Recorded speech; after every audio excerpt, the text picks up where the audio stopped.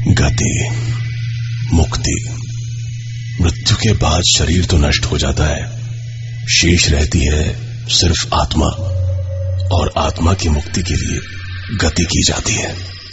पर कई मौतें ऐसी होती हैं जिनके शरीर को न अग्नि मिलती है, न जमीन, और न ही आत्मा को मुक्ति। वो भटकती रहती है किसी माध्यम की तलाश में जो उनकी गति कर सके, मुक्ति का माध्यम बन सके। किसी भी आत्मा के लिए माध्यम कोई भी हो सकता है। मैं हो सकता हूं, आप हो सकते हैं। मुंबई अहमदाबाद हाईवे, एक हाईवे जिसने कई दिल दहला देने वाले हादसों को झेला है, जिसके बारे में कहा जाता है कि वहां अक्सर कई लोग हाथ दिखाकर गाड़ियों को रोकते हैं, पर जैसे ही गाड़ियां रुकती हैं वहां कोई नहीं होता। पिछले साल नवंबर की ठंडी रातों में एक बस इसी हाईवे से गुजर रही थी। कुछ आधी रात का वक्त रहा होगा, सभी यात्री सोए हुए थे। तभी ड्राइवर को बस की रोशनी में सफेद कपड़े पहने एक बूढ़ा आदमी दिखाई दिया, जो बस को रुकने का इशारा कर रहा था। उस्ताद, ये हाथ कौन दिखा रहा है? उस्ताद, बस मत रोकना, सीधे निकाल लो। जानी कौन सी भला होगी और लेने के देने पड़ जाएंगे। ओ पुत्र, 10 साल से ड्राइवरी कर रहा हूँ, मैनू ना बता कहाँ रोकना है तो कहाँ नहीं। अरे उस्ताद, फिर भी जरा देख के लो। आ गया, पीछे आ गया। और ये क्या हो गया? उस्ताद, जल्दी निकलो यहाँ से, जल्दी निकलो। हाँ, उन्हें तो बट्टे, तू हुण चुप कर, पैसेंजर सुन लेंगे। बस की रफ्तार और तेज हो गई। कंडक्टर और ड्राइवर दोनों ने अभी चुप रहने में ही अपनी भलाई समझी। बस में जैसे एक लंबी खामोशी फैल गई थी। कंडक्टर उठकर पीछे वाली सीट पर सुस्ताने चला गया। वो एक्सीडेंट हुए 1 घंटा हो चुका था। बस अब भी पूरी रफ्तार पर थी। डर के मारे ड्राइवर का गला भी सूखने लगा था। उसने आवाज लगाई, कित्थे है, कित्थे मर गया है? पानी की बोतल दे। कुछ ही सेकंड्स में कंडक्टर ने पानी की बोतल ड्राइवर की तरफ बढ़ा दी। ड्राइवर ने पानी पीने के लिए बोतल मुंह से लगाई, पर बोतल से पानी बाहर नहीं आ रहा था।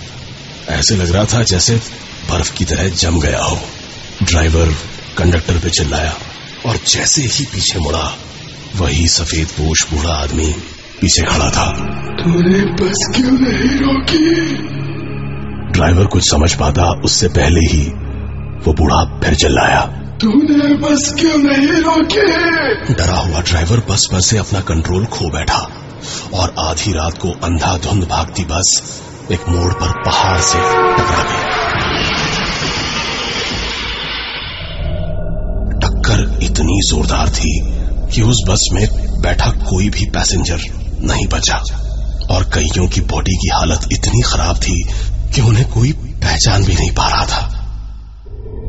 इस भयानक हादसे ने जन्म दिया एक और अजीब मगर कुछ हद तक एक सच्ची कहानी को।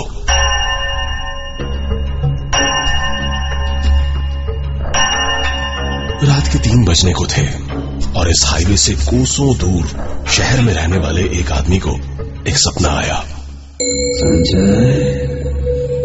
संजय, मैं प्रसाद हूँ बेटे, तेरा मामा,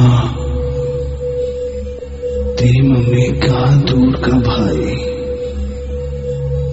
बेटा, कुछ दिन पहले मुंबई अहमदाबाद हाईवे के बस हादसे में मेरी मौत हो गई। मुझे भूख लगी है, थोड़ा खाना भिजवा दे। संजय, और अचानक संजय की नींद टूट गई। माँ बाप को गुजरे कई साल हो चुके थे, इसलिए संजय ने अपनी पत्नी से अच्छा सा खाना बनवाकर किसी सुनसान जगह पर रख दिया। कुछ दिन गुजर गए, और एक रात फिर संजय को सपना आया।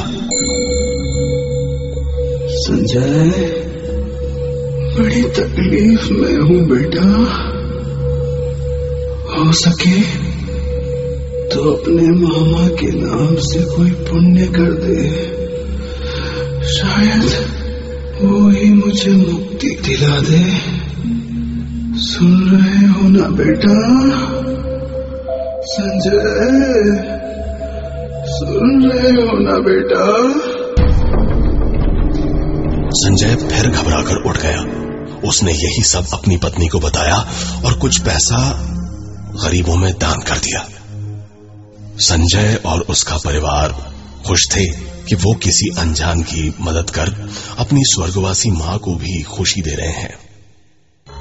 पर कोई था जो खुश नहीं था। संजय बेटा, तेरे अलावा मेरा है ये कौन? यहाँ अंधेरा है, अकेलापन है। मेरे नाम का एक दीपक जला दे, तेरे घर में मुझे भी थोड़ी जगह मिल जाएगी। मेरी इच्छा पूरी करेगा ना बेटा? संजय, मेरी इच्छा पूरी कर दे बेटा। और संजय ने अपने मामा प्रसाद की ये इच्छा भी पूरी कर दी। हर दिन घर में मामा के नाम का दीपक जलने लगा, पर जैसे घर की रौनक बुझती जा रही थी। घर में किसी के होने का एक अजीब सा एहसास होने लगा था, और जल्द ही किसी की मौजूदगी का ये एहसास और भी मजबूत हो गया। उस रात संजय को बहुत देर से नींद आई। संजय, अपने घर में जगह देकर तूने मुझे भी परिवार दे दिया। मैं तो अकेला ही रहा जीवन में, पर मौत के बाद ये सब कहाँ किसी को मिलता है। बुरा मत मानना बेटा, पर मुझे तेरा छोटा बेटा बहुत प्यारा लगने लगा है। उसे मुझे दे दे, अपना बच्चा मुझे दे दे संजय।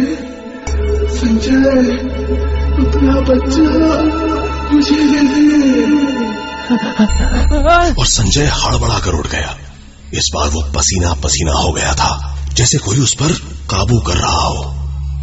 उसने इसे बुरा ख्याल समझ के भूलना चाहा, पर उस साए ने उसे भूलने नहीं दिया, और वो हर रात संजय के सपने में आने लगा और इच्छा पूरी करने के लिए संजय को दबाने लगा। संजय ने उसकी इच्छा पूरी करने से मना कर दिया, और वो भटकती आत्मा अपना असली चेहरा दिखाने लगी। कुछ दिन में ही संजय का 5 साल का छोटा बेटा अचानक चल बसा। संजय को कुछ समझ ही नहीं आ रहा था कि वो क्या करे, पर शायद अब देर हो चुकी थी। उस रात मामा प्रसाद फिर संजय के सपने में आए। संजय का बेटा उनकी गोद में था और जोर जोर से रो रहा था। संजय,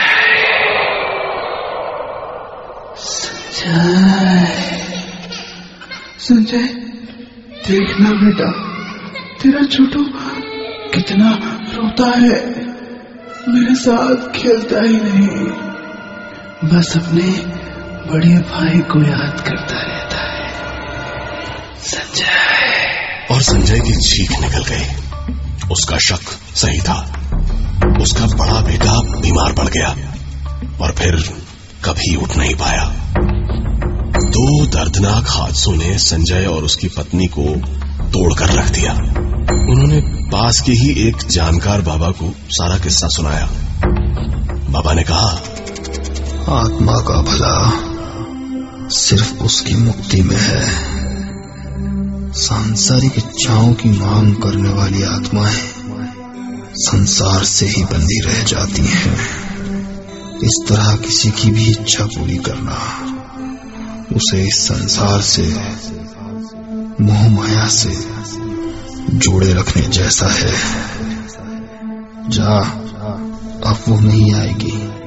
बाबा से मिलने के बाद मामा प्रसाद कभी संजय के सपने में नहीं आया, पर सुना है कि वो आज भी आजाद घूम रहा है, किसी नए संजय की तलाश में। मेरी इच्छा पूरी कर दे बेटा।